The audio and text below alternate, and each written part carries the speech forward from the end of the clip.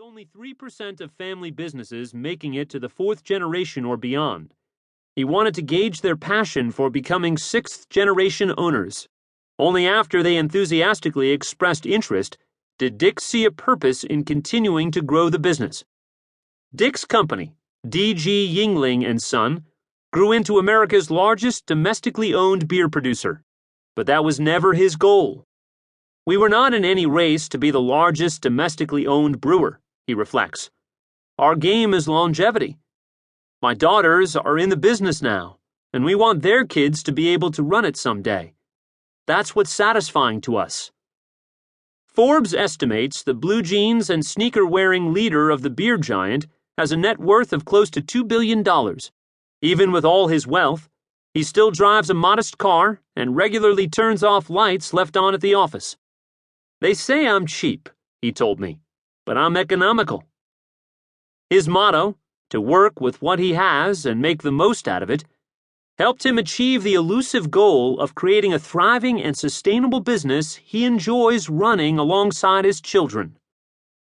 What made Dick so successful and satisfied when so many other brewers went bust, running themselves and their companies into the ground?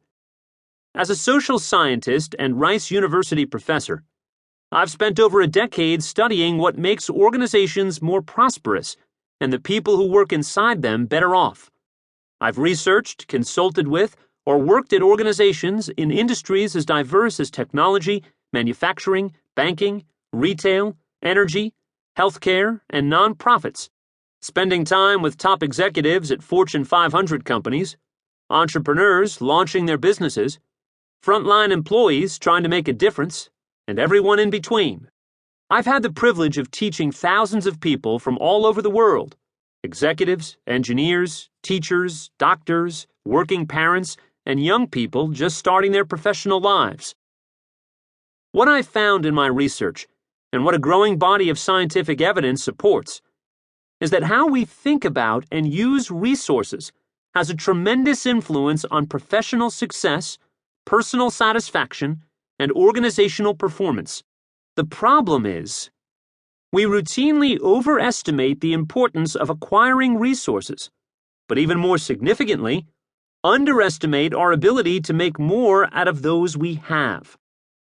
Whether adapting to major changes, going about everyday routines, or trying to carve out meaningful careers and lives, my research explains how people and organizations can expand their resources to achieve great things and feel fulfilled. To stretch. Stretching is a learned set of attitudes and skills that comes from a simple but powerful shift from wanting more resources to embracing and acting on the possibilities of our resources already in hand. Before stretching, we first need to break free from attitudes and habits that propel us down a dangerous path. When embarking on our most important efforts, from how we build businesses and cultivate careers, to how we raise families and find happiness in our lives, our instincts are to follow a basic rule. Having more resources equals getting better results. When you want to complete a project faster, so the logic goes, add more staff. If you want to have a higher impact at work, get a fancier title and a larger office. To prop up a declining product, spend additional marketing dollars.